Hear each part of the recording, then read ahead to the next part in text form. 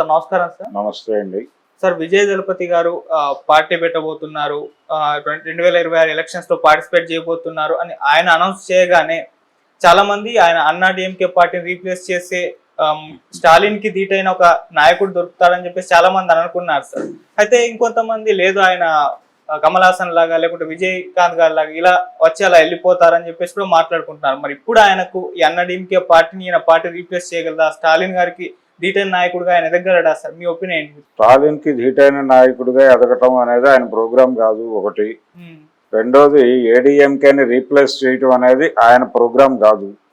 ADMK తో game నడపడం ద్వారా తన ఉనికిని నిలబెట్టుకోవడానికి భారతీయ జనతా పార్టీ అక్కడ ఆల్రెడీ గేమ్ నడుపుతోంది. భారతీయ జనతా పార్టీయే ఇప్పుడు విజయ్ ఎంట్రీని ఏ మేరకు ఆపగలము అనే ప్రయత్నంలో ఉంది. అందులో భాగంగానే వాళ్ళ సోషల్ మీడియా ప్లాట్ఫామ్స్ ఉన్నాయి. భారతీయ జనతా పార్టీకి చెందిన సోషల్ మీడియా ప్లాట్ఫామ్స్ మీద, పర్టికులర్ గా తమిళ సర్కిల్స్ ఎక్కువ ఉన్నటువంటి ప్లాట్ఫామ్స్ మీద విజయ్ పార్టీ సింబల్ మీద, అంటే ఆ పతాకం మీద ఉన్నటువంటి చిహ్నాల మీద, వాటి మీద జోకులు ప్రమోట్ చేయటం, రెడిక్యూల్ చేయటం అనే కార్యక్రమం మొదలైపోయింది. ట్రాల్ మొదలు పెట్టేశారు వాళ్ళు ఇమ్మీడియట్ గా. వాళ్ళకి తెలిసిన ఏకైక ప్రోగ్రాం అవతల వాడిని మనకి ఇబ్బంది అనుకుంటే వాటి మీద దాడి చేసి చంపేయటం. అందులో భాగంగా వాళ్ళు ఆల్రెడీ రంగంలోకి దిగారు. చాలా క్లియర్ గా ఉంది సినిమా. వాళ్ళు ఏడీఎంకే తాలూకా గందరగోళంలో ప్రవేశించి ఆ వాక్యూమ్ లో లబ్ధి పొందాలి అనుకుంటున్నారు. అలాగనే ఆ పార్టీని తినేయాలని అనుకోవట్లేదు. వాళ్ళకి తెలుసు తమిళ సెంటిమెంట్ చాలా పెద్దది, అంత ఈజీగా భారతీయ జనతా పార్టీ వైపు వాళ్ళు టర్న్ అవరు అని తెలుసు. తన కంట్రోల్లో ఏడీఎంకే గ్రూప్స్ నడవాలి అనుకుంటున్నారు. రెండోది జయలలిత గారు చనిపోయి ఇంతకాలం అయినా వాళ్ళకి జవసత్వాలు ఉన్నాయి అక్కడ. ఎందుకున్నాయంటే తమిళ ప్రజలకి ఆ బిలాంగింగ్నెస్ ఉంది కాబట్టి ఉన్నాయి. అది కూడా భారతీయ జనతా పార్టీకి తెలుసు. ఇప్పుడు ఆ ఏరియాలోకి విజయ్ ఎంటర్ అయితే ఇంకా గందరగోళం అవుతుంది పరిస్థితి. తనకి ఇబ్బంది పర్సనల్ గా. భారతీయ జనతా పార్టీ ఆ రెండు గ్రూపుల మధ్య ఆడుతున్న డ్రామాకి ఇది ఇబ్బంది అవుతుంది. అందుకని విజయ్ని కంట్రోల్ చేయటం అనేది వాళ్ళ ప్రోగ్రాం, స్టాలిన్ది కాదు. స్టాలిన్ ఉంటాడు, అయితే విజయ్ ఎమర్జీ కావాల్సినటువంటి అవసరం ఉంది. విజయ్ కమల్ హాసన్ లాగానో లేకపోతే రజనీకాంత్ పార్టీ పెడతాను నూరించి ఆఖరి నిమిషంలో హ్యాండ్ ఇచ్చి పారిపోయాడు.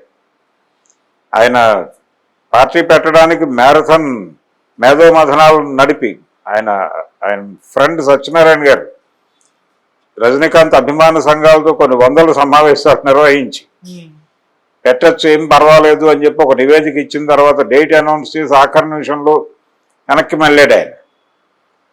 కమల్ హాసన్ పార్టీ పెట్టినప్పటికీ ఆయనకున్నటువంటి ఇబ్బందులు రీత్యా ఆయన దాన్ని రన్ చేయలేని కండిషన్లోకి వెళ్ళిపోయాడు. ఇప్పుడు విజయ్ అలా అనుకోవడం లేదు. విజయ్ నిర్మాణాత్మకంగానే వెళదాం అనుకుంటున్నాడు. ఒక రకంగా ఇంకొక ప్రచారం కూడా జరుగుతోంది తెలుగు రాజకీయాల్లో.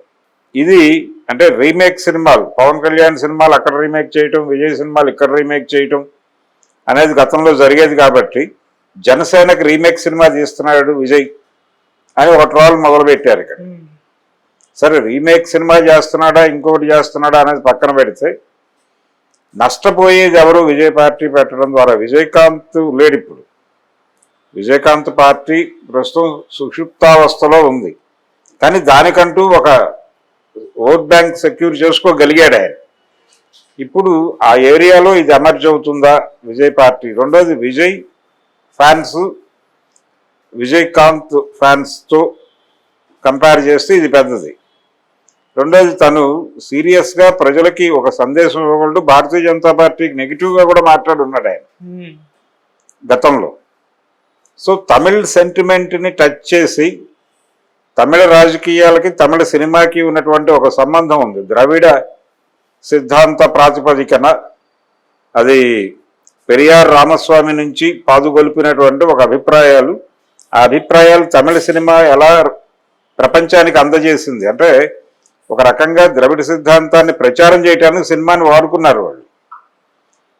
రాజాజీ గారి కథలు సినిమాలుగా వచ్చినాయి. చికట్ల పార్వతి లాంటి సంగీతం శ్రీనివాసరావు గారు తీసి నేషనల్ అవార్డులు కొట్టాడు ఆయన. రాజాజీ గారి కథ అది. తర్వాత పెరియార్, తమిళనాడు రాజకీయ నాయకులు అందరూ సినిమా రచయితలే. వీళ్ళు వాళ్ళు అని లేదు. పెరియార్ రాశాడు, అన్నాదురై, కరుణానిధి, వీళ్ళందరూ ఆపాదులోంచి వచ్చిన వాళ్ళే కదా.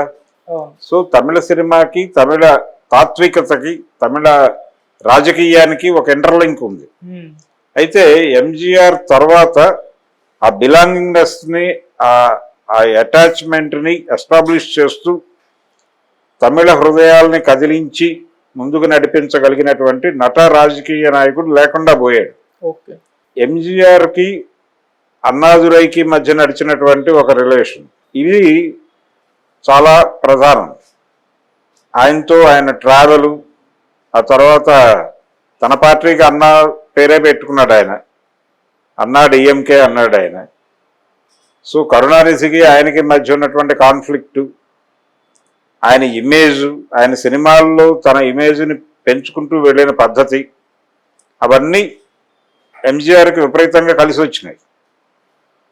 ఆయన విప్లవ వీరుడు అని పిలుచుకునేవాళ్ళు, అంటే ఆయనకు ఆ బిరుదు ఉండేది తమిళ ప్రజలు.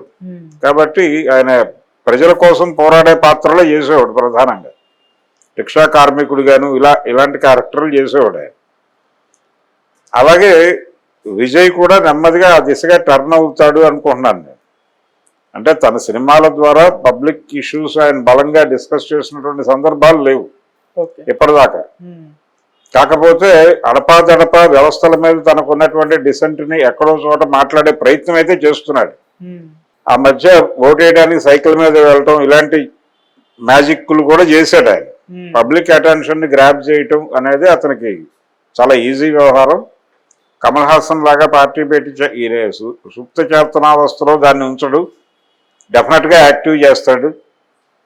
పవన్ కళ్యాణ్ నిలబడటం వలన అతనికి ఒక గుర్తింపు వచ్చింది, ఓడిపోయి షట్టర్ దింపలేదు. సో అదే స్టైల్లో ఇతను కూడా ఒక స్టేబుల్ లీడర్ అనేటువంటి ఒపీనియన్ ప్రజలకి కలిగించే పరిస్థితిలోనే కనిపిస్తున్నాడు. ఇది భయపెడుతోంది వాళ్ళని.